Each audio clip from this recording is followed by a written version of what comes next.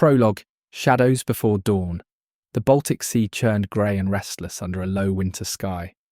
Along the Estonian shore, where the island of Saaremaa met the mainland, the waves lapped against the hull of a longship, half buried in sand. Not the carefully preserved vessel of a chieftain, but a war-torn craft hastily covered in earth. The year was approximately 750 AD, nearly half a century before the world would come to know and fear the name Viking. Inside this maritime grave lay the bodies of 7 men. Their bones, preserved by the sandy soil, told a tale more horrific than any saga yet composed in the northern lands.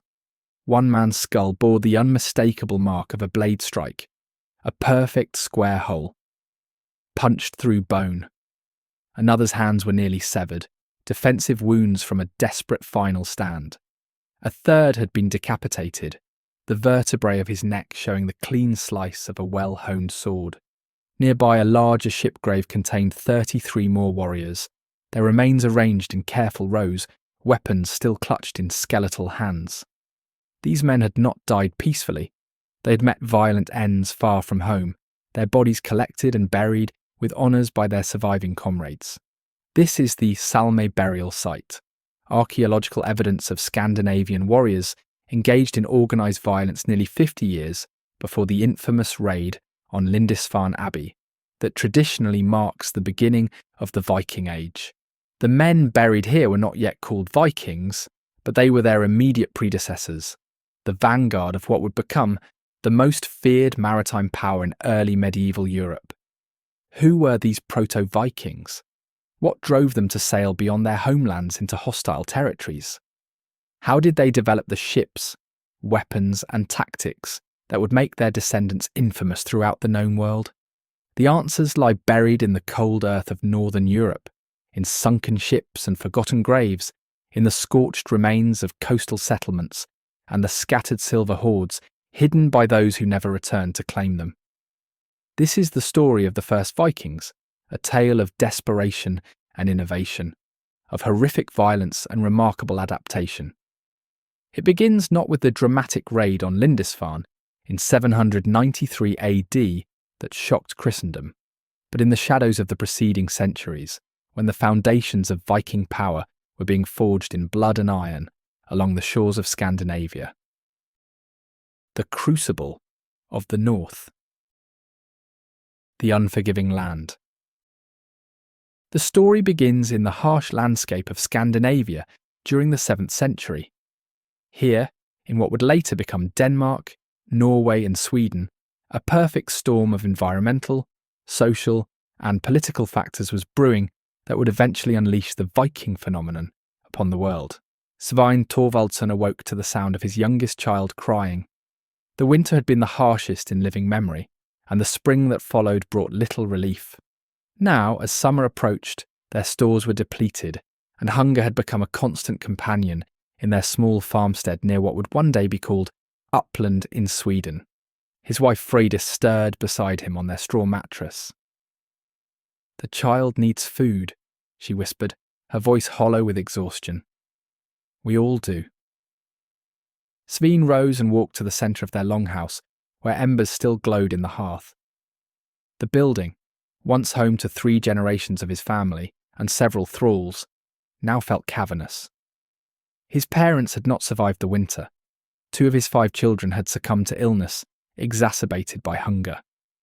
Even 2 of their precious cattle had been slaughtered prematurely, the meat quickly consumed and the remainder spoiled before they could properly preserve it.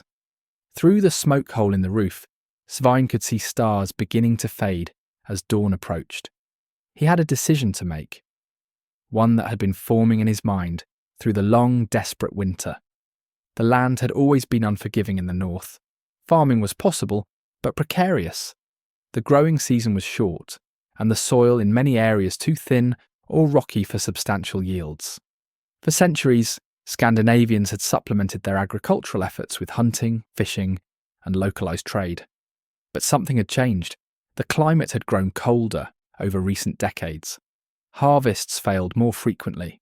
Population had grown during better years, and now there were too many mouths to feed. Political changes were compounding these natural challenges. Small kingdoms were consolidating across Scandinavia. Local chieftains who once maintained power through gift-giving and feast-hosting could no longer afford such generosity. Young warriors found fewer opportunities to gain wealth and status through service to these traditional leaders. As Svein stoked the fire, his eldest son Halfdan entered the main room. At 16, he was already taller than his father, with broad shoulders and calloused hands from working the land. "You're thinking about it again," Halfdan said. It wasn't a question. Svein nodded. Bjorn Ironsides returned from the east last autumn. His men carried silver, furs, and amber. They lost only 2 ships, and those to storms, not enemies. "The gods favoured them," Halfdan replied. "The gods favour those who act," Svein corrected. "Bjorn is sailing again when the ice breaks in the eastern waters. He seeks men." "You would leave us?" Freydis had entered silently, their youngest child balanced on her hip. Svein met her gaze. "I would save us. One successful voyage could bring enough wealth to see us through many winters, to rebuild our herd, to perhaps even buy more land. Or to bury you in foreign soil," she countered, but there was no force behind her words. She too could see the inexorable logic of their situation. Similar conversations were occurring in longhouses across Scandinavia. Environmental pressure, population growth, and political consolidation were creating a class of men with few options. They were skilled in warfare, all free men trained from boyhood with weapons, but had diminishing opportunities to use those skills in service to local leaders. They were experienced sailors, coastal navigation being essential in the fjord-carved landscape, but had traditionally ventured only short distances from home. Now necessity was pushing them to look beyond their traditional horizons. East across the Baltic Sea lay lands rich in resources. South and west lay the wealthy but increasingly vulnerable communities of the post-Roman world.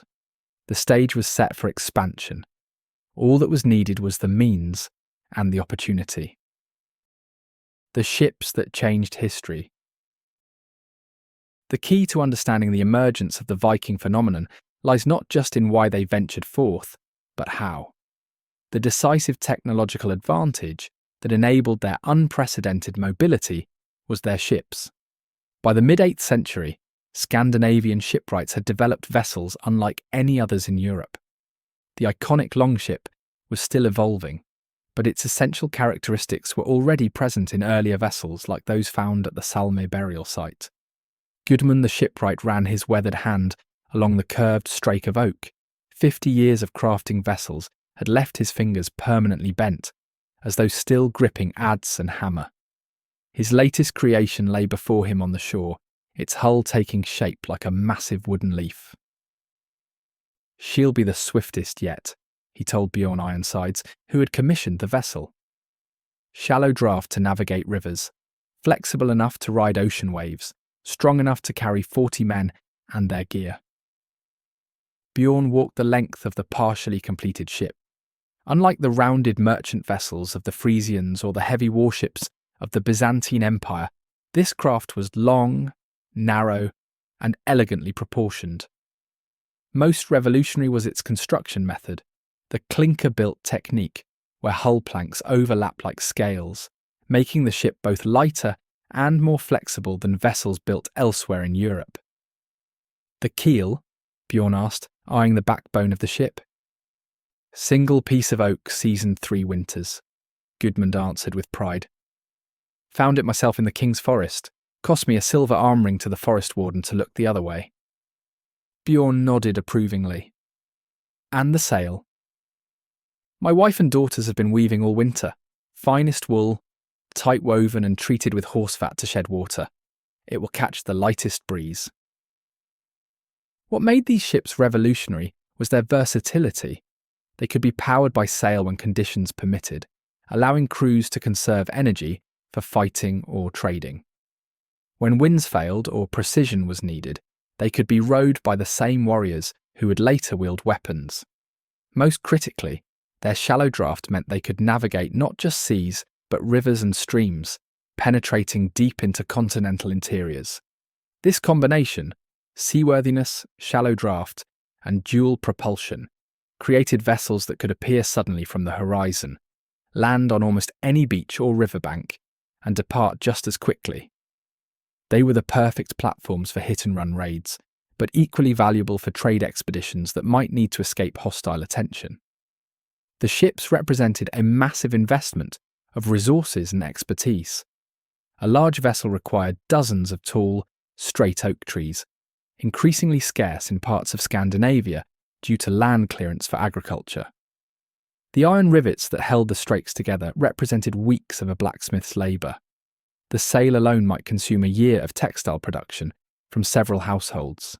Such investments required organisation and leadership. The emerging proto-Viking expeditions were not random acts of desperation, but coordinated enterprises led by experienced sailors and warriors, often younger sons of chieftains or ambitious men seeking to establish their own power base independent of traditional hierarchies. As Gudmund and his apprentices worked through the winter, similar vessels were taking shape along coasts and fjords across Scandinavia. A new type of ship was emerging, and with it, a new type of warfare and trade. Opportunistic, mobile, and reaching far beyond traditional Scandinavian waters. The stage was set, the motivation existed, the technology was ready. All that remained was for someone to prove the concept, to demonstrate that the risks of venturing into foreign waters could yield rewards worth the danger. The first ventures. The earliest proto-Viking expeditions left few written records.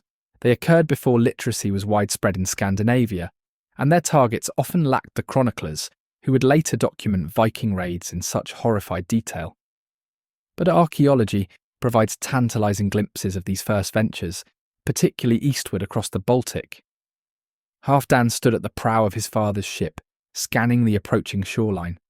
At 18, this was his second expedition east, following the route pioneered by Bjorn Ironsides and others before him. Behind their vessel sailed 2 more ships, each carrying 30 warriors from their home region.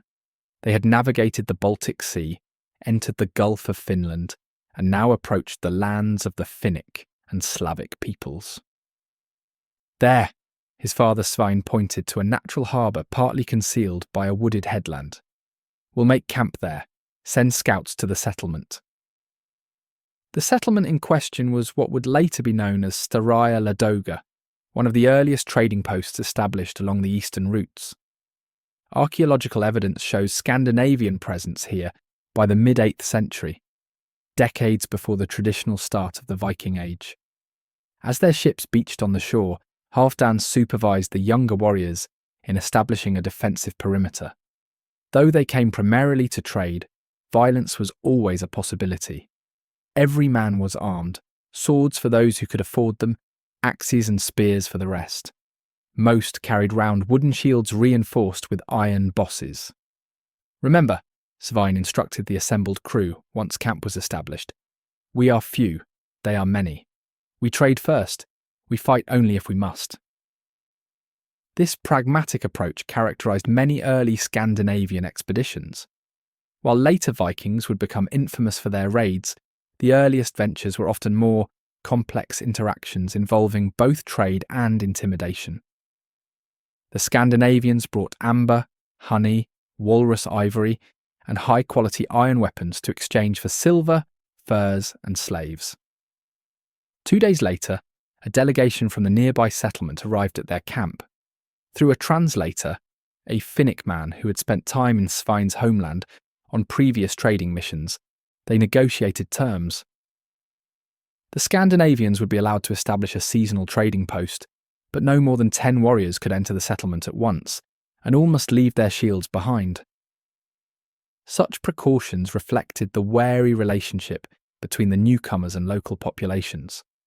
The Scandinavians were recognised as valuable trading partners, but also potential threats. Their superior naval technology gave them mobility that land-based powers struggled to counter, and their martial culture made them dangerous opponents. Over the following weeks, Svein's expedition engaged in trade, exchanging goods they had brought from home for local products. They also served as middlemen, using their ships to transport goods between settlements along the coast and rivers. By summer's end, their vessels rode lower in the water, laden with furs, silver, amber, and other valuable commodities. Not all early expeditions ended so peacefully. The Salme ship burials in Estonia tell a different story, one of violent conflict. The warriors buried there died in battle around 750 EUR-ED, their wounds indicating fierce, hand-to-hand combat. They were buried with Scandinavian weapons, and according to Scandinavian practices, suggesting they were not random raiders, but an organised force operating far from home. What caused this conflict? The archaeological record is silent on specifics, but patterns from later periods suggest possibilities. Perhaps a trading expedition turned violent when negotiations broke down. Maybe these were mercenaries hired by one local power to fight another, a common practice in later Viking activity in the East. Or perhaps they were indeed raiders who met unexpected resistance. Whatever the case, the Salme burials represent the earliest archaeological evidence of significant Scandinavian military activity beyond their homelands. A grim harbinger of the Viking expansion to come. As autumn approached and Baltic storms became more frequent, Svein gave the order to return home. Their expedition had been successful. They carried enough wealth to sustain their families through the winter and beyond. More importantly, they carried knowledge of routes, of trading practices, of local politics and vulnerabilities. This knowledge would spread through Scandinavian communities. Stories told around winter hearths would inspire others to venture forth when spring returned. With each expedition, the networks expanded, the techniques refined, the ambitions grew. The proto-Viking age was underway, building momentum toward the explosion of activity that would begin in the final years of the 8th century. But before the infamous raid on Lindisfarne would announce the Vikings to the Christian world, another critical development was taking shape. The emergence of more organised power in Scandinavia itself, blood and iron. The rise of warlords. As expeditions east and south began to yield wealth, power dynamics within Scandinavia shifted. Those who successfully led voyages gained not just material riches, but prestige and followers. A new type of leader was emerging, one whose power came not from traditional claims to land or ancestry alone, but from the ability to organise and lead profitable expeditions. Bjorn Ironsides stood before the assembled men of his region, his reputation now far exceeding that of the ageing local chieftain. 6 successful expeditions east had made him wealthy beyond the dreams of his forefathers. Silver arm rings encircled his massive forearms, a sword of pattern-welded steel, acquired from Frankish lands through trade, hung at his side. Behind him stood 40 hardened warriors who had sailed with him and shared in his successes. "The eastern routes grow more crowded each season," he announced. "The Finnic tribes and Slavs now expect our ships. They prepare defences. They organise their own warriors to protect their settlements." Murmurs ran through the crowd. Many had been planning their own expeditions, hoping to replicate Bjorn's success. "But there are other waters, other lands," Bjorn continued. "The Frisians tell of wealthy monasteries on islands to the west, places where Christian holy men keep gold and silver vessels for their god, places defended by prayers, not swords." The crowd grew silent, contemplating this new possibility. "I will sail west when the spring storms end," Bjorn declared. "I seek strong men and seaworthy ships. Those who join me will share in whatever we find, be it through trade or otherwise." The careful phrasing was deliberate. Bjorn was proposing something new, not just trading expeditions to established partners, but voyages of exploration and opportunity. Whether that opportunity came through peaceful exchange or violence would depend on circumstances. This shift reflected growing competition. As more Scandinavians ventured abroad, the most accessible trading partners became savvier, offering less favourable terms or strengthening their defences. Entrepreneurial leaders like Bjorn needed to find new opportunities, new targets, new routes. Archaeological evidence from this period shows increasing wealth and social stratification in Scandinavian settlements. Imported luxury goods appear more frequently in the graves of elites. Specialised crafting areas develop for working imported raw materials like exotic metals, amber, and ivory. Power begins to concentrate in fewer hands. The emerging leaders were not yet kings in the later medieval sense, but they were more than traditional chieftains. They commanded resources that allowed them to build larger ships, arm more warriors, and undertake more ambitious expeditions. Their halls became centres not just of local administration, but of regional power projection. Crucially, these leaders derived significant authority from their success abroad. A chieftain who could lead profitable expeditions could attract more followers, afford better weapons and ships, and gradually extend control over neighbouring territories. The feedback loop between foreign adventure and domestic power was established, a dynamic that would characterise Viking politics for centuries to come. This evolving power structure created both opportunities and pressures. For ambitious young men, it offered paths to wealth and status outside traditional inheritance patterns. For established elites, it threatened disruption of old hierarchies. For ordinary farmers and craftspeople, it offered potential prosperity through new trade networks, but also demanded tribute to increasingly powerful local magnates. As Bjorn's call for Western expeditions spread, it represented more than just another trading venture.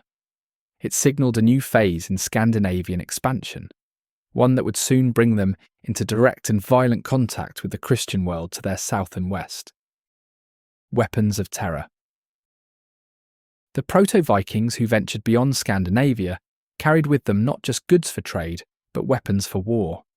These weapons and the techniques used to wield them would become legendary for their effectiveness and the terror they inspired. In the smithy near Svein's farmstead, the blacksmith Ulf hammered glowing iron on his anvil.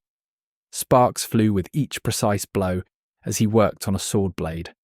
Unlike the simple farm tools that occupied most of his time, this weapon represented the pinnacle of early medieval metallurgy. "It will be ready before you sail," Ulf assured Halfdan, who watched the process with keen interest. Now 20, Halfdan had participated in 3 eastern expeditions and accumulated enough wealth to commission his own sword, a significant investment and status symbol. "The pattern?" Halfdan asked, referring to the distinctive swirling designs that would be visible in the finished blade. 7 rods of iron, twisted and forge-welded, Ulf explained. 3 with higher carbon, 4 with lower. The edge will be hard enough to cut through mail, the core flexible enough to absorb blows without shattering. The sword-making techniques of Scandinavia represented sophisticated metallurgical knowledge. The best blades combined different types of iron, some carbon-rich and hard but brittle, others more flexible but softer, in layered patterns that provided both cutting edge and structural integrity. The resulting weapons were not just effective but beautiful, with rippling patterns visible in the metal itself. While swords were prestigious, the most common weapons carried by Scandinavian warriors were spears and axes. Spears could be used for thrusting from behind a shield wall or throwing at short distances. Axes, from simple bearded hand axes to larger two-handed versions, could deliver devastating blows capable of splitting shields and helmets alike. Defensive equipment included round wooden shields reinforced with iron bosses and rims, and for wealthy warriors, mail shirts and helmets. The iconic horned helmets of popular imagination were largely absent. Practical combat headgear focused on protecting the skull and sometimes the face with less elaborate designs. Beyond the physical characteristics of their weapons, the proto-Vikings developed fighting techniques that maximised their effectiveness in the types of conflicts they encountered. They excelled at amphibious operations, using their ships to achieve surprise and maintain mobility, striking targets near coasts and rivers, and withdrawing before larger forces could be mobilised against them. Remember how we approached the Kurland settlement last summer? Svein instructed a group of younger warriors preparing for their first expedition. We landed before dawn, out of sight of their watchtowers. We moved through forest, not open ground. When we emerged, we were already among their outer buildings. This emphasis on surprise and shock action characterised early Scandinavian raids. They preferred to strike when defenders were unprepared, during religious festivals, early mornings, or bad weather when watchfulness might lapse. Speed was essential. They aimed to complete their business, whether trade or raid, and return to their ships before local forces could organise effective resistance. When forced into direct confrontation, they typically fought in flexible formations that could quickly adapt to changing circumstances. The shield wall, warriors standing shoulder to shoulder with overlapping shields, provided defence against missiles and created a platform from which fighters could thrust spears at opponents. But unlike the rigid formations of armies like the Franks, Scandinavian warriors were trained to break and reform these formations as needed, to exploit opportunities or respond to threats. Most horrifying to their victims was not just their fighting skill, but the psychological warfare that accompanied it. Early proto-Viking raiders learned that terror itself was a weapon. By developing fearsome reputations, they could sometimes achieve their goals with minimal fighting. Targets might surrender valuable goods rather than face the perceived horrors of resistance. This strategic use of fear would reach its apex in the later Viking Age, but its foundations were being laid in these earlier expeditions. The warriors who sailed from Scandinavia in the mid-8th century were developing not just the technical skills of warfare, but the psychological techniques that would make the very sight of their sails on the horizon cause for panic in coastal communities throughout Europe. As Halfdan's sword took shape under Ulf's hammer, it represented more than a personal weapon. It was part of an evolving military system that combined advanced technology, tactical innovation, and psychological warfare, a system that would soon challenge the established powers of Europe in ways they were utterly unprepared to counter. The dead speak. The burial practices of the proto-Vikings provide some of our most valuable insights into their society, beliefs, and the violence that characterised their world. The Salme ship burials in Estonia, dating to around 750 AD, tell a particularly gruesome tale of early Scandinavian warfare abroad. Thorgrim the Old stood on the Estonian shore, overseeing the grim work of preparing his fallen comrades for burial. Of the 40 warriors who had sailed east with him, only 12 remained standing. The battle against the local tribe had been brutal. A trading dispute escalated to violence when the chieftain demanded more payment for passage through his territory than the Scandinavians were willing to give. "Lay Eirik there, beside Guthrum," Thorgrim directed, as men carried another body to the smaller of their 2 ships. They fought side by side in life. Let them journey to Valhalla together. The archaeological evidence from Salme shows that the warriors were buried with care and according to their status. The arrangement of bodies, particularly in the larger ship, suggests a hierarchical placement. Leaders were positioned in the centre with their finest weapons and personal items, while lower status warriors were placed toward the bow and stern. What makes the Salme burials particularly horrific are the wounds visible on the skeletal remains. One man's skull shows a perfect square hole, the impact point of a battle axe that would have killed him instantly. Another's hands were nearly severed at the wrists, typical defensive wounds sustained while trying to ward off blade strikes. A third was decapitated, the cut marks on his vertebrae indicating a powerful sword blow from behind. These wounds tell not just of violence, but of the nature of combat in this period. The injuries are predominantly to the front of bodies, suggesting face-to-face combat rather than ambush. Multiple wounds on some individuals indicate sustained fighting rather than quick executions. The presence of defensive wounds shows that these were trained warriors who attempted to protect themselves, not unprepared victims. "His arm was nearly severed," reported Halfdan, examining one of the fallen. "Yet he continued fighting. I saw him kill 2 more before he fell." Thorgrim nodded grimly. "Odin will welcome him. Prepare him with his weapons." The burial goods provide further insights into proto-Viking society. The warriors were interred with their weapons: swords, spears, axes, and shields. Gaming pieces found in the burials suggest they passed time during voyages playing strategic board games, possibly similar to Hanefa Tuffle, a chess-like game popular in later Viking society. Personal items included combs, knives, and in some cases, food provisions for the journey to the afterlife. Most telling is the investment these burials represent. The Scandinavians sacrificed 2 ships, valuable assets that would have been difficult to replace. To honour their dead, they took time to arrange the bodies carefully and include appropriate grave goods, despite being in hostile territory after a costly battle. This suggests both religious importance attached to proper burial and the high status of the fallen warriors. The Salme ships were not grand ceremonial vessels built specifically for burial, like the later Oseberg or Gokstad ships from the Viking Age proper. They were working craft that had carried the warriors on their expedition. Their sacrifice for burial purposes underscores the importance of proper funerary rites, even in dangerous circumstances far from home. As night fell, Thorgrim supervised the final preparations. The ships, now filled with their grim cargo, were dragged further inland to a location less vulnerable to the sea. Earth was mounded over them, creating low burial mounds that would soon be overgrown and hidden from casual observation. "Will anyone remember them?" asked a young warrior, standing beside Thorgrim as they completed the burial. The old man gazed at the mounds, already dark against the darkening sky. "The skalds will compose verses. Their kin will honour them at blots. And perhaps someday, others will find these ships and know that men from our lands came this far, fought bravely, and were properly honoured in death."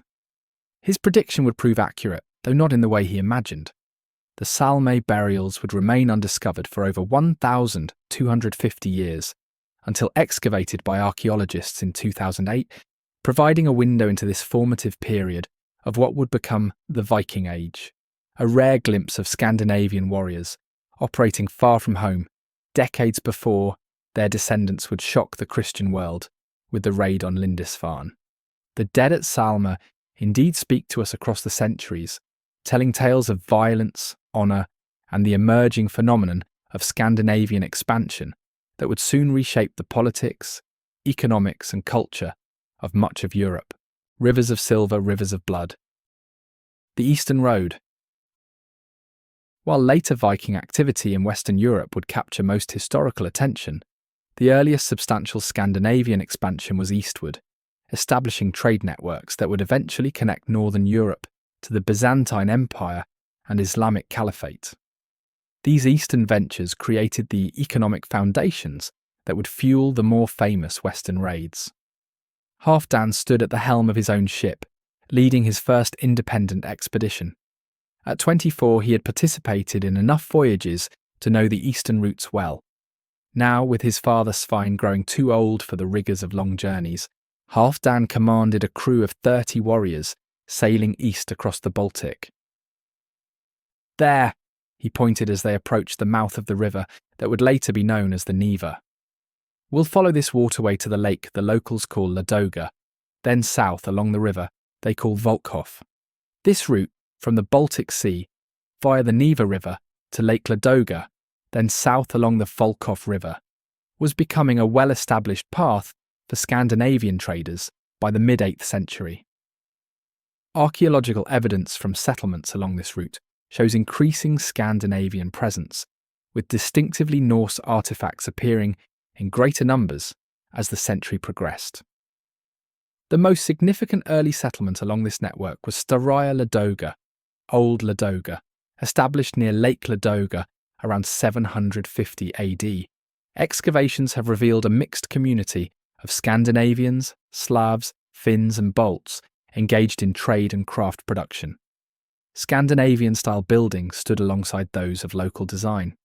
Workshops processed amber, antler, glass and metals, creating goods for both local use and long-distance trade. As Halfdan's ship and 2 companions navigated the Neva, they encountered the first challenge of river travel: rapids that prevented sailing or rowing. "Unload everything," Halfdan ordered when they reached the first serious obstacle. "We'll carry the cargo past the rapids and drag the ships overland." This portage technique, unloading ships carrying goods around obstacles and dragging lightened vessels over land, was essential to the Scandinavian Eastern enterprise. Their ships were designed to be relatively light for their size, making such portages feasible, if still grueling work. The ability to transition between sea and river travel gave proto-Vikings access to vast territories inaccessible to purely maritime powers. By navigating the complex river systems of Eastern Europe, they could reach resources and markets far inland, connecting coastal communities to interior populations and economies. After several days of alternating between rowing and portaging, Halfdan's expedition reached the settlement at Ladoga. Unlike their first cautious approaches years earlier, they were now expected and even welcomed. Regular trade had established relationships and protocols. "Halfdan Sveinsson," called out a Slavic merchant as they beached their ships. "Your father is not with you this year." "He sends his greetings to Brynja," Halfdan replied in the trading pidgin that had developed to facilitate communication. "He grows old but still asks for the amber beads your wife makes."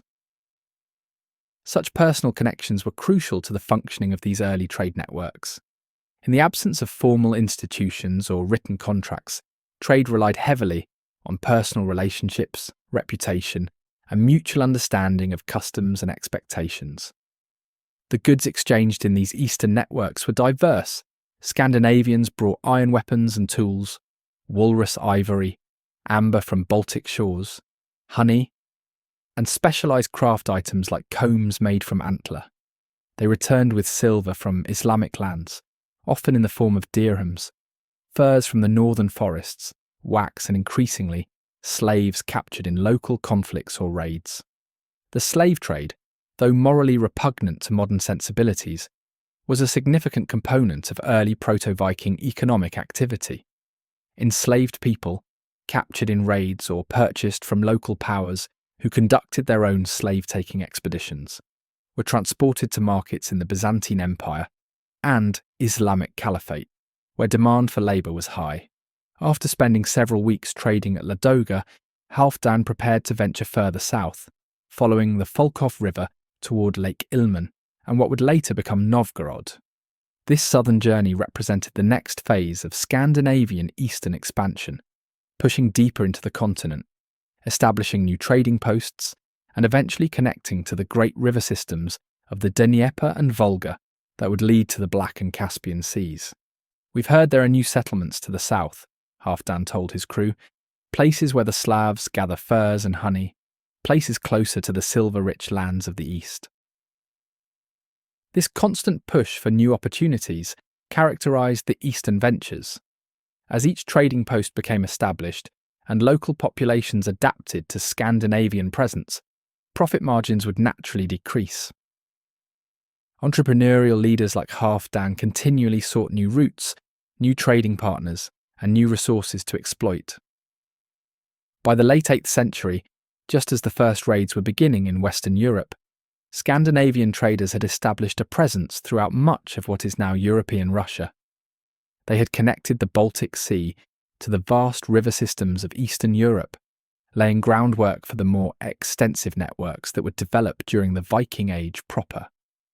These eastern routes provided the economic foundation for much of what followed. The wealth accumulated through eastern trade, particularly silver from Islamic lands, financed shipbuilding, weapons production, and the consolidation of power in Scandinavia itself. Without the Eastern enterprise, the Western raids might never have developed the scale and impact that made them so historically significant. As Halfdan's ships pushed south into territories few Scandinavians had yet visited, he was participating in one of history's most consequential economic expansions, one that would eventually connect Northern Europe to Central Asia and the Middle East, reshaping the economies and societies of all regions involved. The Western Horizon.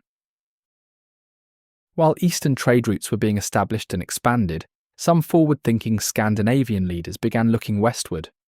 The North Sea and Atlantic coasts offered different opportunities and challenges than the Baltic and Russian rivers, but the same basic combination of trading, raiding, and exploration characterized these early Western ventures.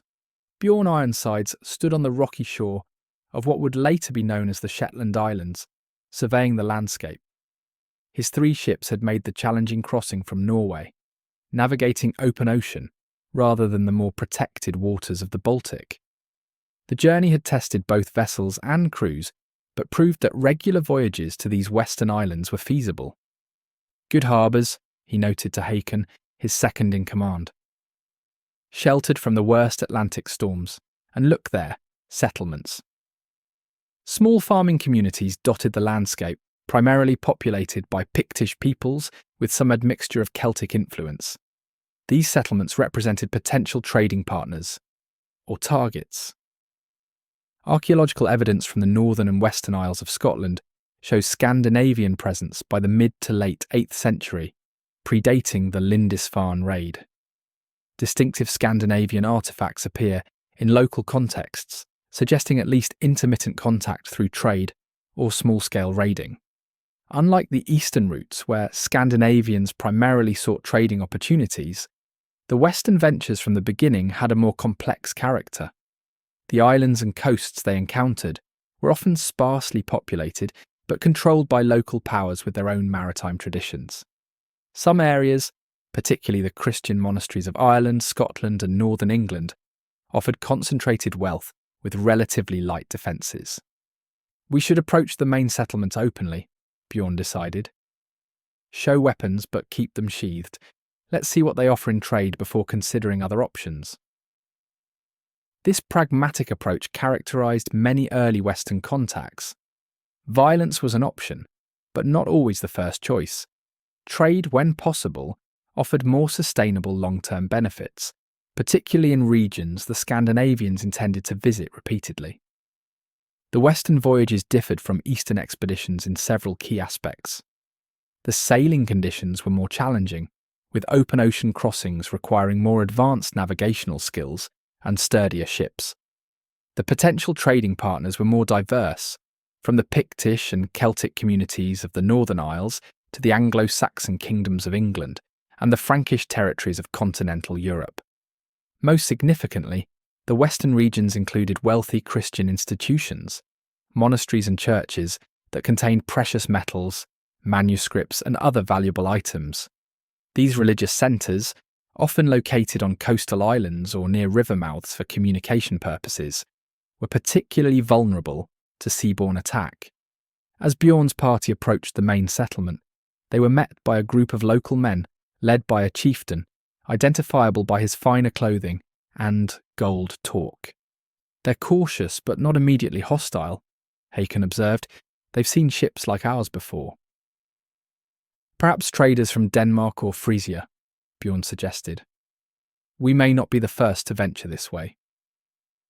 Indeed, archaeological and limited documentary evidence suggests that before the famous Lindisfarne raid, there had been increasing contact between Scandinavians and the British Isles. Some of this contact was likely peaceful trading, while other interactions may have involved small-scale raiding or exploration. The meeting with the local chieftain proved productive. Through gestures and the few words they had in common, trading terms that had spread along with goods, they established that Bjorn's party had iron tools, weapons, and Baltic amber to trade. The locals offered wool, leather goods, and information about nearby settlements, including a Christian monastery on a neighbouring island. They say the holy men have books bound in gold, Haakon reported after further discussions, and silver vessels for their rituals, few warriors to protect them. Bjorn considered this information carefully. We came to trade, not fight, but we should at least see this place of wealth before we decide our next move. The pragmatism of early Scandinavian expansion is often overlooked in popular accounts that emphasise violence. While they were certainly capable of brutal raiding when it suited their purposes, they were equally capable of peaceful trade, diplomatic negotiation, and strategic restraint when these approaches better served their interests. The Western ventures of the mid to late 8th century established knowledge and networks that would prove crucial when more intensive Viking activity began. Navigational information was gathered and shared: the locations of harbours, the patterns of currents and winds, the distribution of settlements. Political intelligence was accumulated: which areas were wealthy, which were well defended, which were divided by internal conflicts that might be exploited. By the time the monks of Lindisfarne saw dragon-prowed ships approaching their shore in June 793, Scandinavians had already been voyaging to the British Isles and beyond for decades. The raid that traditionally marks the beginning of the Viking Age was not a sudden appearance of unknown Northmen, but the escalation of a presence that had been gradually growing for generations. As Bjorn's expedition prepared to investigate the monastery, they were participating in the final phase of pre-Viking expansion, the reconnaissance that would soon lead to the more systematic exploitation of Western European wealth through both trading and raiding. The First Blood. The transition from proto-Viking activities to what historians recognise as the Viking Age proper was marked not by a sudden change in Scandinavian behaviour, but by an escalation in scale and a shift in target selection.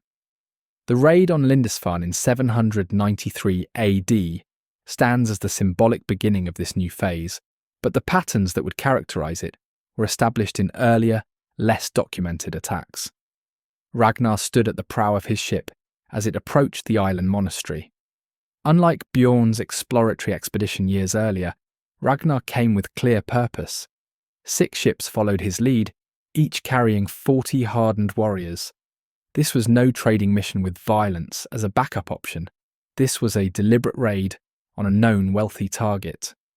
"Remember," he called to his men as the monastery buildings came into view, "the Christian priests do not fight. Take what is valuable: gold, silver, manuscripts with metal bindings. Take young, strong workers as captives. Kill only those who resist." The practical, almost business-like approach to violence characterised many early Viking raids. While later accounts would emphasise berserker fury and bloodlust, the reality was often more calculated. Violence was a tool employed strategically to achieve specific objectives with minimal risk to the raiders. The Lindisfarne raid, described in horrified terms by the Anglo-Saxon chronicler Alcuin, represented the culmination of developing trends rather than a revolutionary new approach. Its significance lay not in its tactics, but in its target, a major religious centre of the Northumbrian kingdom, a place of learning and spiritual significance whose violation sent shockwaves through Christian Europe. "Never before has such terror appeared in Britain as we have now suffered from a pagan race," Alcuin wrote. "The church of St. Cuthbert is spattered with the blood of the priests of God, despoiled of all its ornaments." The horror expressed in such accounts stemmed not just from the violence itself, but from its context. Attacks on religious institutions violated medieval expectations about the sanctity of church properties. The seeming inability of Christian God to protect his most devoted servants raised troubling theological questions. The precision with which the raiders targeted valuable items suggested not just brutality, but calculated sacrilege. Archaeological evidence from Lindisfarne and other early raid sites confirms the selective nature of Viking violence. Valuable metalwork disappeared, while less portable wealth was often left behind. Bodies showing evidence of violence are found primarily among adult males who would have presented resistance, while women and children more commonly show evidence of capture rather than killing. As Ragnar's men moved methodically through the monastery complex, they encountered different responses from the inhabitants. Some monks fled toward hiding places on the island. Others knelt in prayer, continuing their devotions even as the raiders approached. A few younger, more robust brothers attempted to protect their elders and sacred treasures. "This one fights with a staff," called out Hastein, one of Ragnar's warriors, as he deflected a blow from a desperate monk. "He has courage, at least." "Take him alive if you can," Ragnar ordered. "Strong men bring good prices in the eastern markets."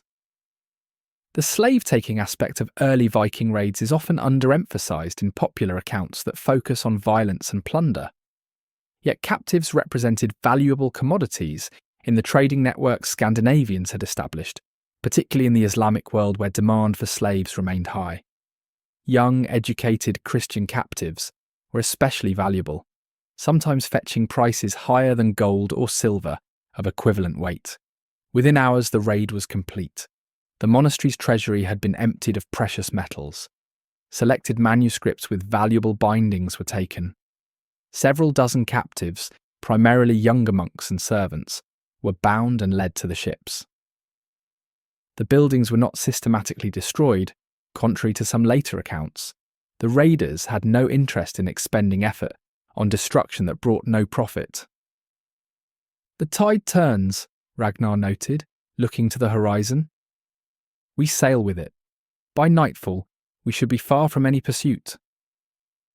This emphasis on speed and mobility characterized successful raids. The Vikings rarely lingered at raid sites, understanding that their advantage lay in surprise and shock rather than sustained confrontation.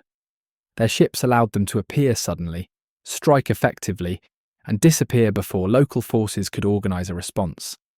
The Lindisfarne raid and similar attacks that followed represented a new phase in Scandinavian expansion, but one built on foundations laid in previous decades. The knowledge of targets, the development of appropriate tactics, the integration of raiding with trading networks for disposing of captives and plunder. All these elements had evolved gradually through earlier, smaller-scale activities. What made the Lindisfarne raid historically significant was not its uniqueness, but its visibility and impact. By attacking a major religious centre with connections throughout Christian Europe, the Vikings announced their presence on the historical stage in a way that could not be ignored. The psychological impact far exceeded the material damage, creating a climate of fear that would persist and grow as raids increased in frequency and scale. As Ragnar's ships disappeared over the horizon, leaving smoke and grief behind on the Holy Island, they carried with them not just plunder and captives, but the beginnings of a reputation that would make the very name Viking a byword for terror throughout Western Europe for centuries to come. The Crucible of Kings. Power and sacrifice. The success of early Viking expeditions both reflected and accelerated changes in Scandinavian political structures.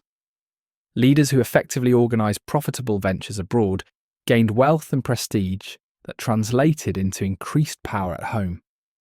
This dynamic created a feedback loop that gradually shifted political organisation toward more centralised authority. Bjorn Ironsides stood before the assembled people at the Thing, the traditional assembly, where free men gathered to resolve disputes and make decisions affecting the community. After 5 successful Western expeditions, his status had grown enormously. Gold and silver arm rings gleamed on his massive forearms. His sword hilt was wrapped with silver wire. Behind him stood a household of warriors, equipped with the finest weapons and armour his wealth could provide. "The Danish king sends raiders to our southern shores," Bjorn announced. 3 farmsteads burned last month, 2 fishing boats seized. This cannot continue. The threat from Denmark was real, but it also presented an opportunity. By positioning himself as the community's defender against external threats, Bjorn was taking another step toward formal leadership, moving from successful expedition organizer to regional protector. "What would you have us do?" asked an elder farmer, respected for his wisdom but too old now for warfare. "Unite," Bjorn replied simply. "Not just this district, but the 5 surrounding regions. Together, we can build a fleet to protect our shores. Together, we can even carry the fight to the Danes if necessary." This proposal, consolidation of previously independent districts under his leadership, represented a significant political development. Traditionally, Scandinavian society had been organised around local chieftains whose power extended only over small territories. Bjorn was proposing something more ambitious: regional kingship justified by military necessity. The archaeological record from 8th century Scandinavia shows evidence of this political consolidation. Defensive structures become more elaborate and standardised across wider territories. Elite burials show increasing concentration of wealth. Settlement patterns suggest the emergence of central places that functioned as seats of regional power. To cement his proposed alliance, Bjorn understood that more than practical arguments were needed. Religious sanction was essential. After the thing concluded with tentative support for his proposal, he met with the local Godi, a chieftain who also served as religious leader. "The people need a sign that the gods favour this union," the Godi advised. "A sacrifice worthy of Odin All-Father, who values power and wisdom." Bjorn nodded grimly. "At the next full moon, let all 5 districts send representatives to witness." The sacrifice took place at a sacred grove where ancient trees surrounded a small clearing. Representatives from all 5 districts gathered, standing in concentric circles around a central altar stone. Bjorn had provided 9 horses, 9 cattle, 9 sheep, and 9 hogs, a princely offering that demonstrated both his wealth and his seriousness. The animals were slaughtered methodically, their blood collected in bowls.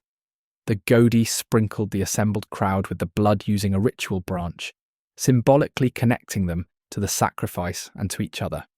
The meat would later be consumed in a communal feast that further reinforced the new bonds between previously separate communities. "Odin All-Father, wise in war and cunning in peace," the Godi intoned, raising a spear that symbolized the god's weapon. "Accept our offering, bless our union, grant victory to our ships and prosperity to our lands." Such religious ceremonies played a crucial role in the consolidation of power. By associating political unification with traditional religious practices, ambitious leaders like Bjorn legitimized their expansion of authority. The communal nature of the rituals helped create a sense of shared identity among previously distinct groups.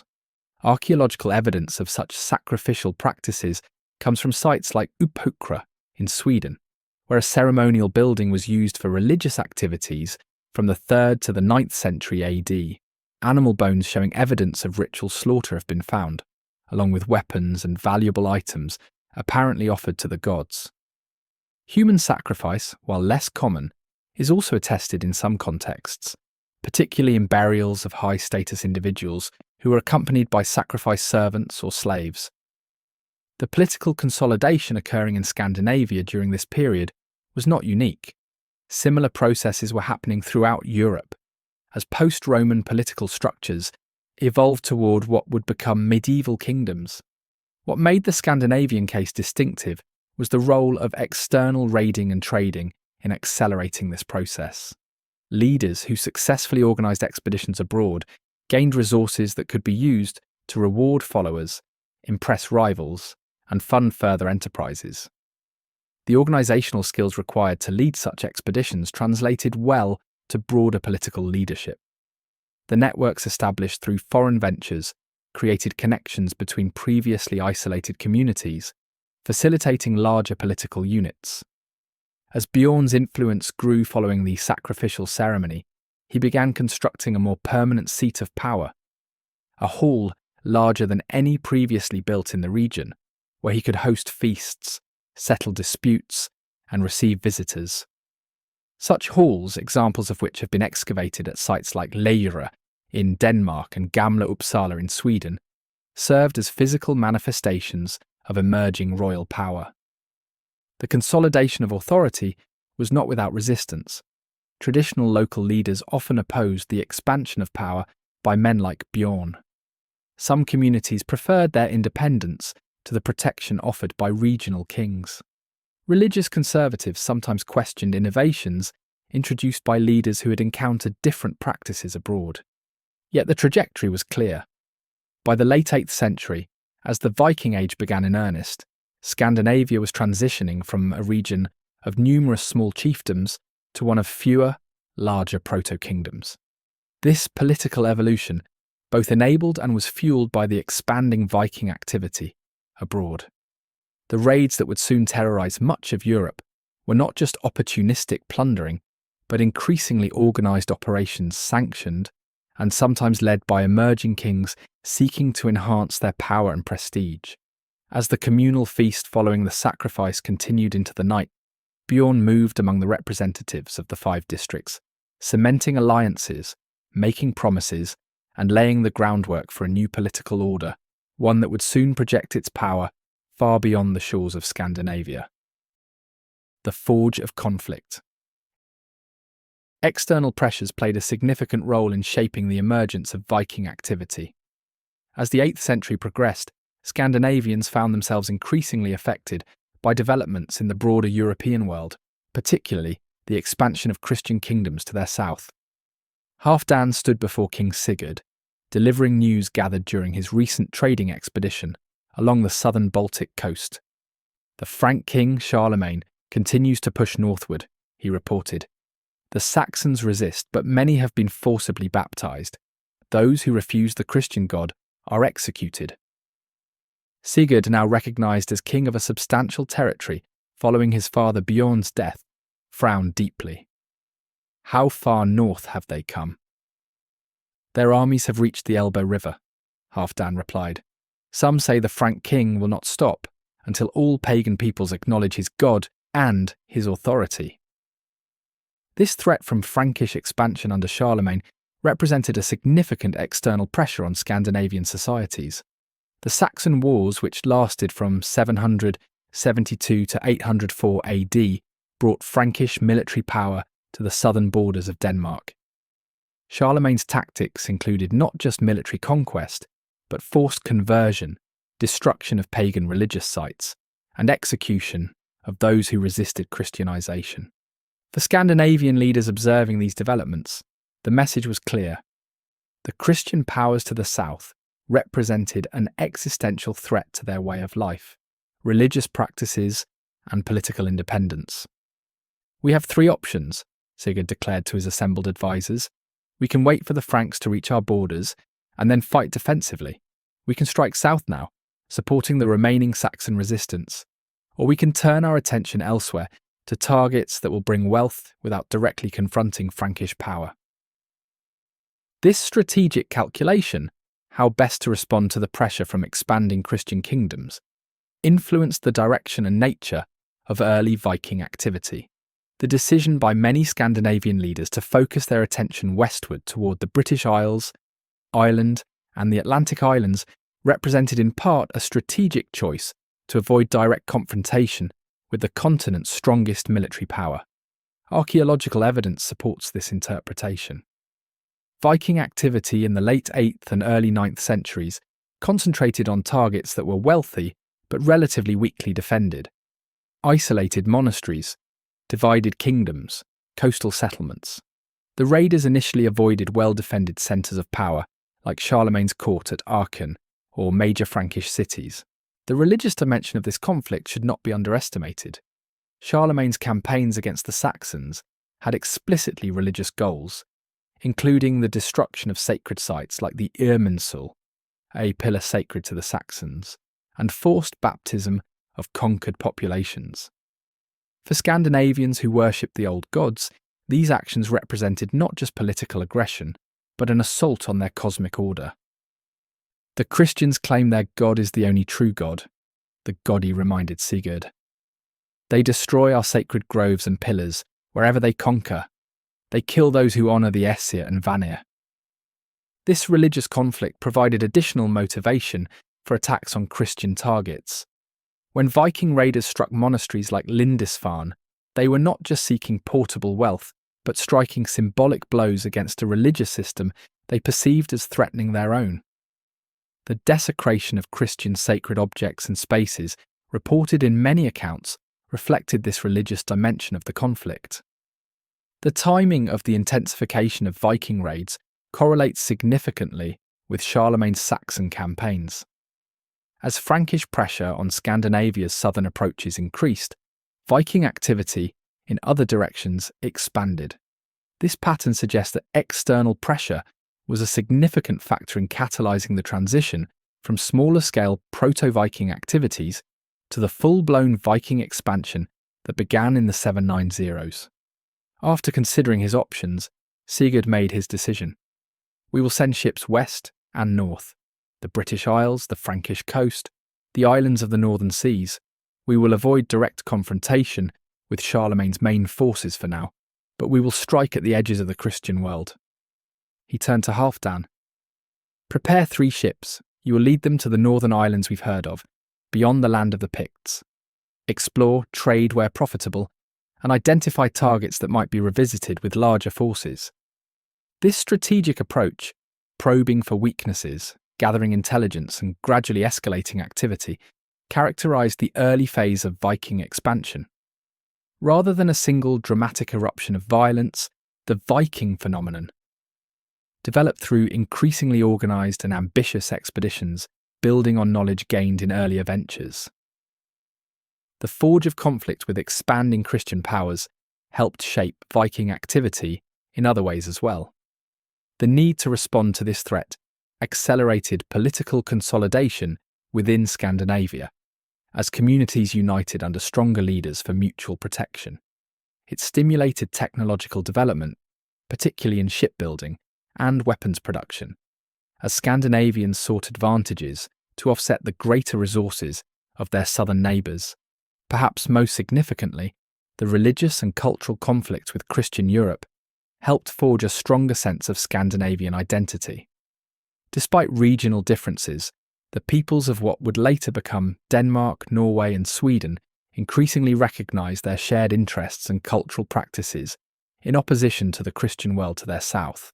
As Halfdan prepared his ships for the Western expedition, he was participating in a response to external pressure that would reshape not just Scandinavia, but much of Europe. The Vikings, who would soon become infamous throughout the Christian world, were not just opportunistic raiders, but actors in a larger geopolitical and religious conflict, one that would continue for centuries and ultimately transform both sides. The Raven banner rises. By the final decades of the 8th century, the elements that would characterise the Viking Age were coalescing. Political consolidation within Scandinavia, external pressure from Christian expansion, technological advances in shipbuilding and weaponry, and established knowledge of foreign targets all combined to enable the dramatic escalation of Scandinavian activity, a broad that began with the Lindisfarne raid of 793 AD. Ragnar stood on a headland overlooking the harbour where 23 ships prepared for departure. Each vessel carried between 30 and 40 warriors, nearly 1,000 men in total, the largest Scandinavian expedition yet assembled. Above his flagship flew a banner bearing the image of a raven, symbol of Odin the war god. "Never before has such a force sailed from our shores," observed Hastein, now Ragnar's trusted lieutenant. "The Christian lands will tremble at our coming." The scale of this expedition represented a significant evolution from earlier ventures. While previous decades had seen ships operating individually or in small groups, by the 790s, Scandinavian leaders were capable of organising larger fleets for coordinated operations. This escalation reflected both the increasing political organisation of Scandinavian society and the accumulating wealth from earlier successful raids and trading expeditions. Archaeological evidence for this escalation comes from several sources. Defensive works in potential target areas were hastily improved during this period, suggesting awareness of a growing threat. Contemporary chronicles record increasingly frequent and larger-scale attacks. Silver hoards buried in Scandinavia show a dramatic increase in foreign wealth flowing north. "Our targets are chosen," Ragnar reminded his captains at their final council. First, the island monastery, the Saxons call Lindisfarne. Its wealth is confirmed by traders who have seen its golden gospels and silver reliquaries. Its defences are minimal, a few monks with farm tools at best. The selection of Lindisfarne as a target was strategic. Located on a tidal island off the Northumbrian coast, it was a major religious centre, but physically isolated from immediate military support. Its wealth was concentrated and portable, precisely the combination Vikings sought. Most importantly, its religious significance meant that an attack would have psychological impact far beyond the material damage inflicted. "After Lindisfarne, we separate," Ragnar continued, 5 ships to the northern islands to establish a base for future operations, 8 ships to raid the Frankish coast, focusing on isolated monasteries and trading settlements. The remainder will continue down the English coast, striking targets of opportunity before returning home. This diversification of targets reflected growing sophistication in Viking strategy. Rather than concentrating all forces on a single objective, leaders like Ragnar understood the advantages of dispersing after initial operations, making their movements less predictable, spreading defender resources thin, and gathering intelligence about a wider range of potential future targets. As the fleet prepared to depart, a ritual sacrifice was conducted on the beach. 9 captives, prisoners taken in local conflicts, were hanged from trees in a sacred grove, dedicated to Odin in exchange for favourable winds and successful raiding. "Blood for the All-Father," intoned the Godi as he moved among the hanging men. "Souls for his hall, victory for our ships." Such sacrifices, attested in both archaeological evidence and later written sources, underscored the religious dimension of Viking expansion. While economic motives were certainly primary, many participants also understood their activities in religious terms, as actions that pleased their gods and demonstrated their devotion. The fleet departed with the dawn tide, an impressive sight as the line of dragon-prowed ships stretched across the horizon. For the warriors aboard, this expedition represented opportunity for wealth, for status, for adventure. For the leaders who organised it, it was a projection of power and a statement of ambition. For the societies they left behind, it was a release of pressure, directing energies outward that might otherwise have led to internal conflict. For their targets, it represented something else entirely, the beginning of a period of terror and disruption that would last for generations. The Anglo-Saxon Chronicle would later record the Lindisfarne raid with horror. In this year, fierce, foreboding omens came over the land of Northumbria, and the ravaging of heathen men destroyed God's church at Lindisfarne through brutal robbery and slaughter. As Ragnar's fleet disappeared over the horizon, the Viking Age proper had begun. The experimental, smaller-scale activities of previous decades had evolved into a systematic enterprise of raiding, trading, and exploration that would reshape the political, economic, and cultural landscape of Europe. The raven banner flying above Ragnar's ship symbolised more than just his personal standard. It represented the emergence of a new power in European affairs, one that operated according to different rules and values than the Christian kingdoms of the south. For the next 3 centuries, the sight of such banners on the horizon would signal the arrival of the most feared seafarers of the medieval world. Legacy of blood and silver. The world they made. The emergence of the Vikings from their proto-Viking predecessors transformed not just Scandinavia, but much of the known world. Their impact extended far beyond the immediate violence of their raids to reshape trade networks, settlement patterns, political structures, and cultural exchanges across Europe and beyond. Halfdan, now in his 60s, with grey in his beard and scars across his body, stood at the stern of his ship as it approached the trading settlement at the mouth of the Seine. What had been a small, vulnerable target for early raids had transformed into a thriving marketplace where Scandinavian ships were now a common sight. Some of his countrymen had even settled permanently in the region, intermarrying with local families and adopting elements of Frankish culture, while maintaining their distinctive Scandinavian identity. "Much has changed since our first voyage here," he remarked to his son Guthrum, who now commanded his own ship in their small fleet. "Then they fled at the sight of our sails.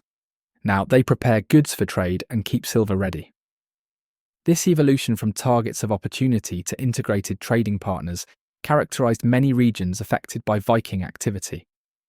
Initial violent contacts gradually gave way to more complex relationships involving trade, settlement, political alliances, and cultural exchange.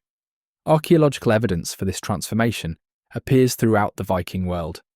In places like Dublin, York, and Novgorod, what began as temporary Viking bases evolved into permanent settlements and eventually major urban centres where Scandinavian and local populations mixed. Artifacts show increasing hybridisation of styles and techniques as cultural boundaries blurred. The trade networks established and expanded by Vikings connected previously isolated economies into a more integrated system. Silver from Islamic lands flowed north through Russia and into Scandinavia, then west to England and Ireland. Slaves captured in the Slavic territories were transported to Byzantine and Islamic markets. Luxury goods like walrus ivory from the North Atlantic reached Mediterranean ports. Our ships now sail routes our fathers could only dream of, Halfdan continued. From the northern islands where the sun barely sets in summer to the great southern city of Miklagard, where the emperor's palace is plated with gold. This expansion of horizons represented one of the most significant impacts of Viking activity. By establishing maritime connections across vast distances, they created networks of communication and exchange that transcended the more land-focused political units of the period. Information, technologies, and ideas travelled along with goods and people, stimulating innovation and cultural development. Political structures throughout Europe were transformed in response to Viking pressure. In England, smaller kingdoms consolidated into larger units better able to organise resistance. In Francia, the need to defend against Viking raids accelerated the development of feudal relationships as central authorities granted land to local powers in exchange for military service. In Russia, Scandinavian warriors became integrated into local power structures, eventually contributing to the formation of the first Russian state. The kings at home now rule lands our grandfathers would have thought impossible to govern. Guthrum observed, they build stone halls and mint their own coins with Christian symbols, though they still honour the old gods in private. This political evolution within Scandinavia itself was perhaps the most profound, long-term consequence of Viking expansion. The wealth, prestige, and organisational experience gained through foreign ventures accelerated the consolidation of power under regional kings. By the end of the Viking Age, the previously fragmented political landscape of Scandinavia had been transformed into the recognisable precursors of the medieval kingdoms of Denmark, Norway, and Sweden. Religious change accompanied this political transformation. Contact with Christian Europe gradually led to the conversion of Scandinavian societies, though the process was complex and uneven. Some leaders adopted Christianity for political advantages, while their populations remained attached to traditional practices. In other cases, genuine religious conviction spread through missionary activity and cultural exchange. Your children will likely pray to the White Christ, Halfdan told his son, with a mixture of resignation and pragmatism. The old ways fade as our people settle among Christians and marry their daughters. Even at home, the Christian priests gain influence with each passing year. This religious transformation would ultimately prove one of the most enduring legacies of the Viking Age. By the 11th century, Scandinavia had been largely integrated into Christian Europe, ending its distinctive religious identity, but facilitating its participation in broader European cultural and political developments. The settlement of Vikings in new lands created lasting demographic and linguistic impacts. In places like Normandy, named for the Northmen who settled there, the Danelaw in England, and parts of Scotland and Ireland, Scandinavian genetic and linguistic influences remain detectable to the present day. The modern English language contains hundreds of words derived from Old Norse, a testament to the intensity of cultural contact during this period. As Halfdan's ships docked at the Seine trading settlement, they were greeted not with fear, but with the routine activities of commerce. Merchants approached with samples of their wares. Locals called out greetings in a pidgin language that mixed Frankish and Norse elements. A Christian priest stood nearby, ready to offer blessings in exchange for donations, but careful not to press his faith too aggressively on the Scandinavian visitors. This scene, peaceful interaction between peoples who had begun as enemies, represented the culmination of processes set in motion by those first proto-Viking expeditions a century earlier. What had begun as desperate ventures by hungry Scandinavians seeking resources abroad had evolved into a complex network of relationships that would permanently alter the cultural, economic, and political landscape of Europe. The legacy of the Vikings and their proto-Viking predecessors extended far beyond the blood they spilled and the silver they seized. They created connections between previously isolated regions, stimulated urban development in places where they settled, catalysed political consolidation both at home and abroad, and participated in cultural exchanges that enriched all societies involved. Their story is not just one of violence and plunder, but of adaptation, innovation, and ultimately integration into the wider European world they had once terrorised. The blood-dim tide. While the long-term legacy of Viking activity included many constructive developments in trade, settlement, and cultural exchange, we cannot overlook the immediate horrific impact of their expansion on target populations. The violence that characterised many Viking operations, particularly in the early phase, left physical and psychological scars that would shape European consciousness for centuries. Alcuin of York, the renowned Anglo-Saxon scholar serving at Charlemagne's court, wrote with anguish after receiving news of the Lindisfarne raid. Never before has such terror appeared in Britain as we have now suffered from a pagan race. The church of St. Cuthbert is spattered with the blood of the priests of God, despoiled of all its ornaments. This contemporary reaction captures the shock that Viking violence provoked in Christian Europe. The targeting of religious institutions, the killing of clergy, and the theft of sacred objects represented not just material loss, but spiritual trauma in a deeply religious society. Archaeological evidence confirms the reality behind such accounts. Excavations at raided sites reveal burn layers, scattered human remains showing evidence of violent death, and the conspicuous absence of valuable metalwork that would normally be present in religious contexts. Mass graves dating to this period sometimes contain bodies showing defensive wounds or execution-style killings consistent with raid scenarios. The psychological impact of Viking raids extended far beyond their physical destruction. Their ability to appear suddenly from the sea, strike with overwhelming force, and disappear before effective resistance could be organised created a climate of pervasive fear in coastal communities throughout Europe. Contemporary prayers included specific petitions for protection from the fury of the Northmen, a testament to the terror they inspired. This fear was amplified by the perceived religious dimension of the conflict. Christians interpreted Viking attacks on churches and monasteries not just as material plundering, but as assaults on Christianity itself. The paganism of the attackers added a cosmic dimension to the struggle, framing it as a contest between religious systems rather than merely political or economic competition. The slave-taking aspect of Viking raids added another layer of horror for affected communities. Unlike material goods, which could eventually be replaced, captured family members and neighbours represented permanent, irreplaceable losses. The knowledge that loved ones might be suffering in distant lands, sold into servitude, with little hope of return, created enduring trauma in raided communities.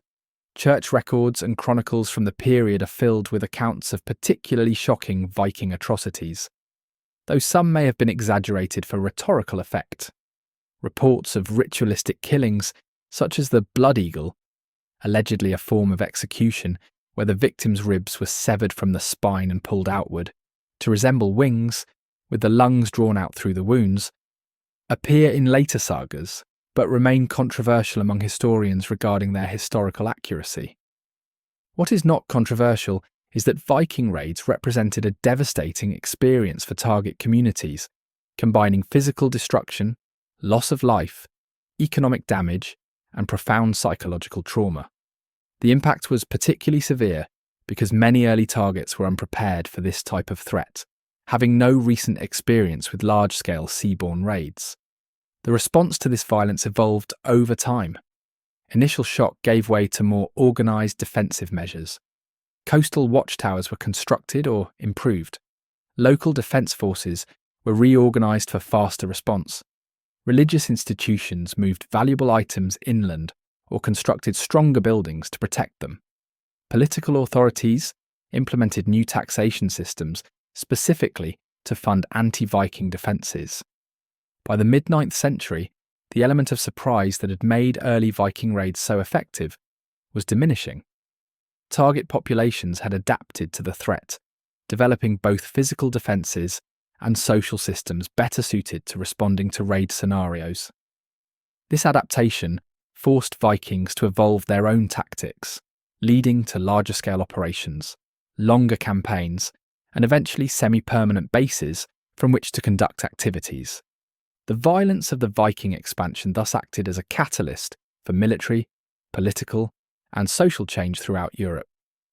Communities that survived the initial shock emerged stronger, better organised, and more capable of collective action.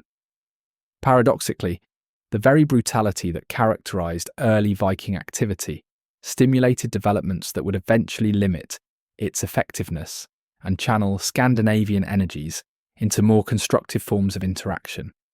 The blood-dimmed tide of Viking violence, horrific as it was for those who experienced it directly, ultimately contributed to the transformation of European society in ways that would have been impossible to predict when the first dragon-prowed ships appeared on the horizon.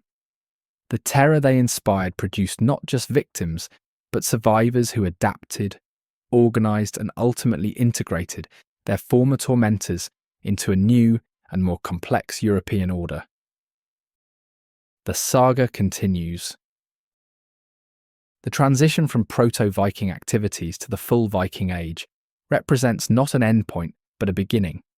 The opening chapter of a 3-century saga that would see Scandinavians establish settlements from Newfoundland to the Black Sea, found kingdoms, convert to Christianity, and eventually be absorbed into the broader European cultural and political framework. As our narrative concludes, it is worth reflecting on how the formative period we have explored, the decades before and immediately after the Lindisfarne raid, established patterns that would characterise the entire Viking phenomenon. The pragmatic approach to violence and trade that marked early proto-Viking expeditions remained a constant throughout the Viking Age. While popular imagination often portrays Vikings as berserker warriors driven by bloodlust, the historical reality shows them as practical opportunists who used violence selectively and engaged in peaceful trade when it better served their interests. This flexibility was a key to their success across diverse environments and against varied opponents. The technological advantage provided by their ships remained crucial throughout the Viking period. Though the design of Viking vessels evolved over time, becoming larger and more specialised for different functions, the basic characteristics that made them so effective, shallow draft, flexibility, dual propulsion, continued to give Scandinavians mobility advantages over their competitors. Control of the seas and rivers remained the foundation of Viking power projection until the end of the era. The complex relationship between external activity and internal political development that began in the proto-Viking period continued to shape Scandinavian society. Success abroad translated into power at home, accelerating the consolidation of authority under regional kings. By the end of the Viking Age, the previously fragmented political landscape of Scandinavia had transformed into recognisable precursors of the medieval kingdoms of Denmark, Norway, and Sweden. The religious dimension of Viking activity, evident in their early targeting of Christian institutions and their own sacrificial practices, evolved dramatically over the period. Initial religious conflict gradually gave way to accommodation and eventually conversion as Scandinavian elites recognised the political and economic advantages of Christianity. By the late 11th century, Scandinavia had been largely integrated into Christian Europe, marking the effective end of the distinctive Viking cultural complex. The economic networks established by proto-Vikings in the Baltic and beyond expanded throughout the period to create an unprecedented commercial system connecting northern Europe to Central Asia, the Mediterranean, and eventually North America.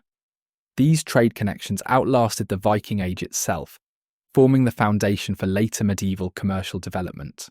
Settlement patterns initiated in the early Viking period, the establishment of trading posts that evolved into permanent communities, continued and expanded. Viking settlers in England, Ireland, Russia, Iceland, Greenland, and briefly North America created hybrid cultures that combined Scandinavian and local elements. These settlements represented perhaps the most enduring legacy of the Viking phenomenon, permanently altering the demographic and cultural landscape of Northern Europe.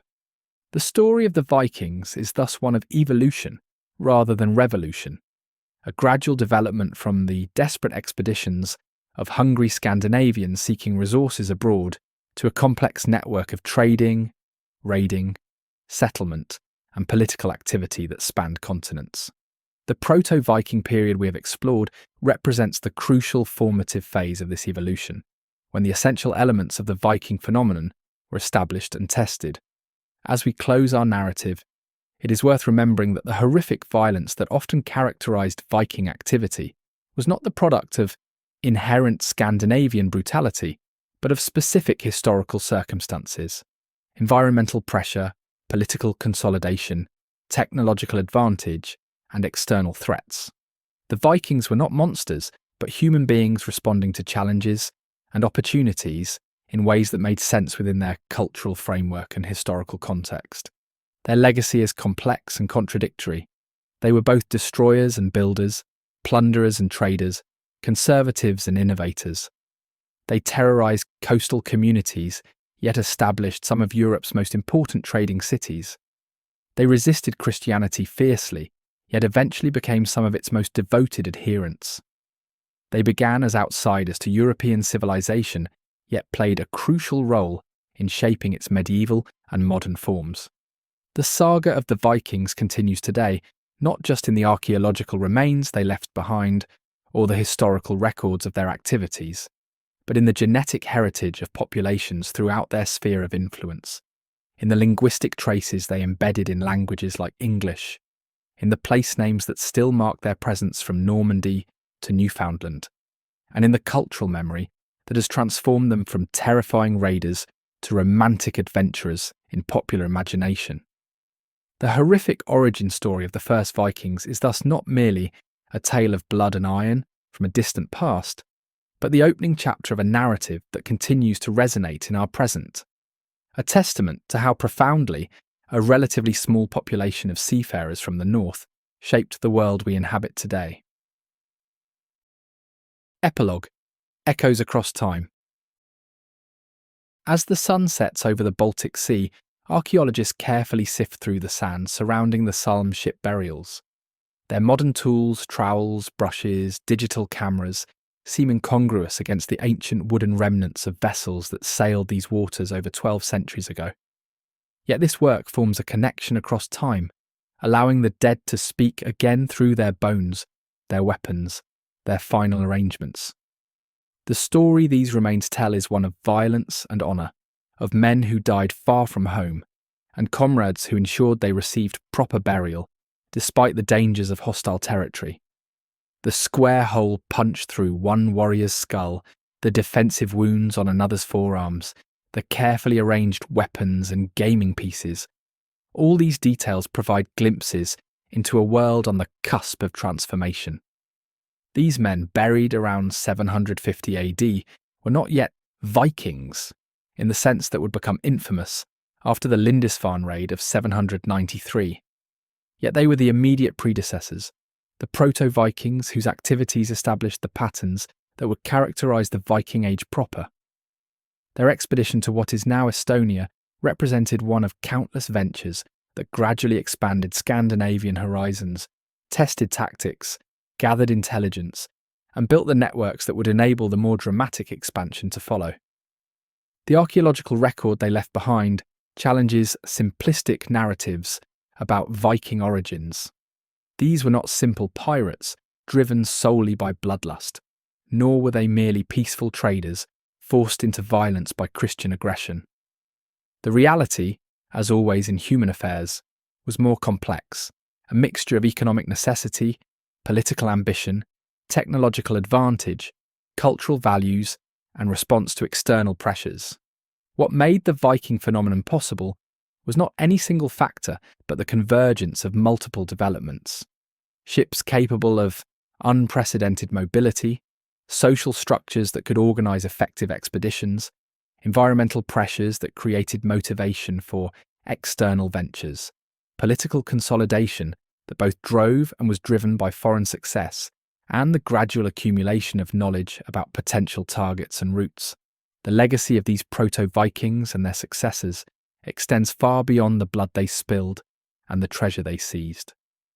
They connected previously isolated regions, stimulated urban development, catalysed political consolidation, both at home and abroad, and participated in cultural exchanges that enriched all societies involved. Their activities helped shape the political map of modern Europe, influenced the development of languages spoken by hundreds of millions today, and left genetic traces in populations throughout their sphere of influence. As we contemplate the horrific aspects of their expansion, the burned monasteries, the slaughtered monks, the enslaved captives, we must also acknowledge their remarkable achievements in navigation, trade, art, and adaptation. The Vikings were neither the mindless barbarians of older historiography nor the misunderstood peaceful traders of some revisionist accounts. They were complex human actors, responding to their circumstances with the tools, values, and understanding available to them.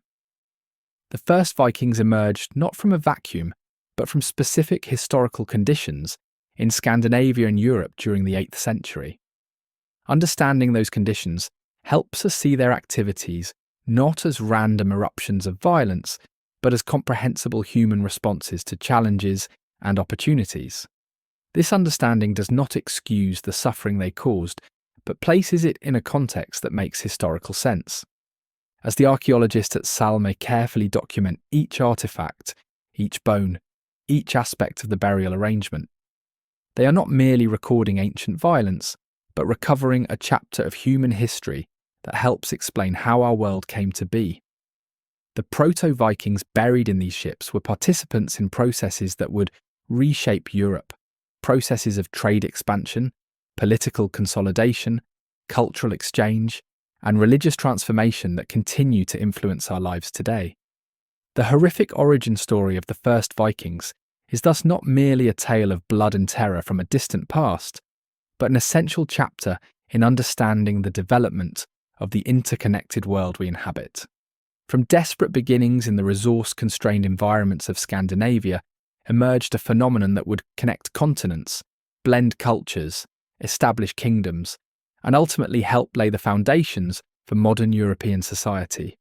The echoes of their dragon-proud ships continue to reverberate across time, reminding us of humanity's capacity for both terrible violence and remarkable adaptation, for destruction and creation, for horror and wonder. In studying their origins, we gain insight not just into a fascinating historical period, but into the complex interplay of factors that drive human societies to transform themselves and their world, for better and for worse. History doesn't just live in museums or textbooks, it breathes through the soil, the artifacts, the bones left behind. The story of the first Vikings is more than a chronicle of raids and battles. It's a mirror held up to human nature itself, our ambition, our resilience, our capacity for both destruction and reinvention. If this journey into the origins of the Viking Age has changed how you see the past, or helped you understand the world we live in today just a little more clearly, let us know in the comments. Don't forget to like, subscribe, and share if you believe history is more than dates and names. It's the story of who we are and who we might become. Thanks for watching, and remember, the past is never truly gone. Its echoes shape every step we take forward.